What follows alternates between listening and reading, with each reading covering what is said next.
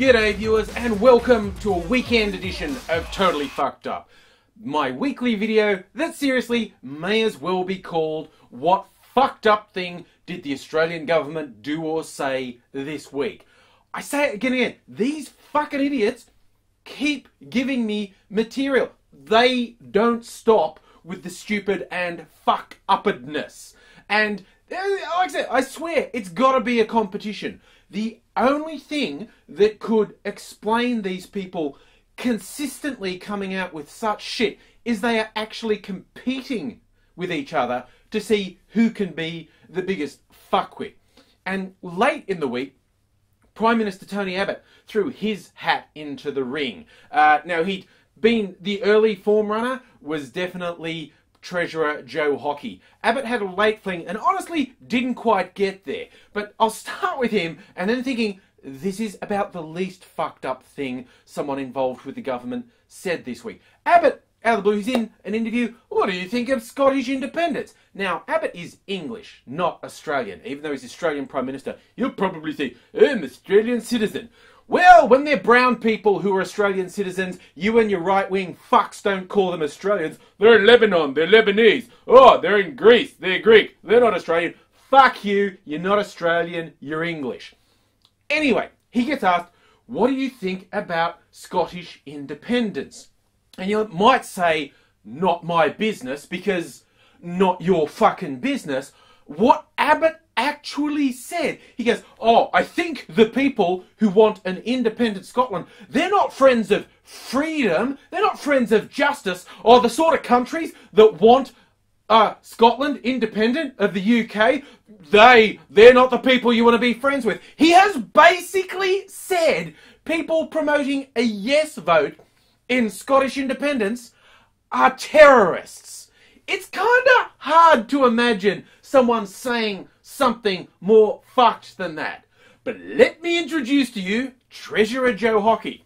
Now, this guy has just been doing fuck up after fuck up this year, starting with his budget, which managed to unite a bunch of different economists. I don't know if you know, but it's actually quite difficult to get economists to agree on things. But economists generally agree Hockey's budget disproportionately affects the poor and vulnerable and rewards the rich and already well off. Hockey keeps going, people just don't understand. People fucking understand all too well. And just his complete sort of out of touch persona. The night he was delivering the budget, him and one of his government mates sit outside smoking cigars. They got photographs smoking cigars. That's how much of a fucking stereotype he is. Just before he gives the poorest people in the country a complete bollocking, he smokes cigars. He's too stupid to even know how that makes him look. So he's got his fucked budget, and he's just randomly been coming out with things like, for no real reason, except they're really opposed to green movement and alternative energy, and it's coal, coal, coal.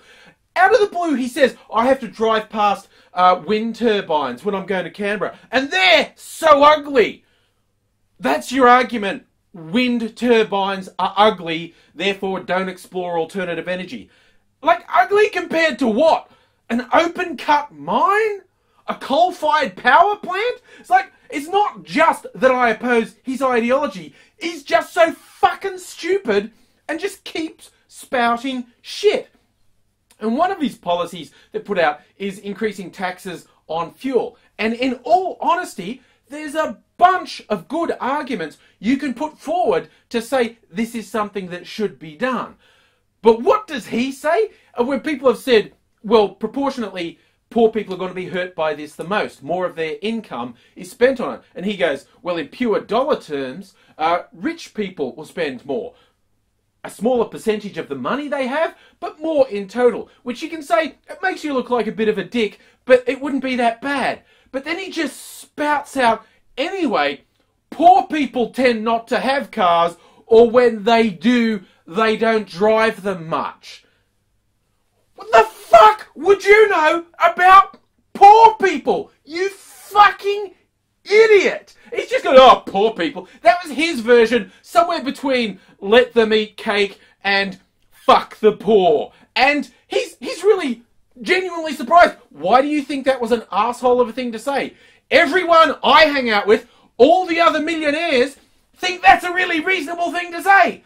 Who else is there? Who else could possibly think that was a fucked thing to say? And after about 2 days of defending himself, he says, I'm sorry I said that. I'm sorry I upset people. And it's this classic non-apology. It's like, I'm sorry you got upset. It's not like, I was wrong. I said something that was wrong. Only a fuckwit would say something like that. I should not have said that. No, he's like, I'm sorry you're upset. We're sorry you're a fucking cunt. Okay? So I think he way outstripped the Prime Minister this week. But he's not the worst person related to the government that I saw this week. There's a guy who is Tony Abbott Prime Minister's chief business advisor. His name's Maurice Newman. And he's another complete fuckwit. He's come out this week and he said, global warming? That's so not real. That's like primitive people offering burnt sacrifice. Oh, you want alternative energy instead of burning more coal, which is everyone who's got a fucking brain agrees is causing the problem? No. You wanting alternative energy, oh, that's like a primitive religion offering up things to the gods. Oh, and on top of that, well, you're worried about global warming just because 97% of climate scientists say you should be worried about it. He's saying, well, we won't be ready for global cooling. We won't, Maurice. You know why? It isn't a fucking thing. That is not a thing that is going to happen. And anyway, how having alternative sources like wind energy, solar, how are they? Germany is a lot less warm than Australia and has a huge chunk of their power delivered by solar. It's a fucking disgrace that Australia doesn't. We could easily produce way more of our power with it, and fuckwits like you saying this thing. But let's just wrap our head around him saying it's like a primitive religion. He is actually saying science, with all its measurements and its fact-checking and its peer reviews, that's religion. I really don't think he knows what those words mean when it comes down to it.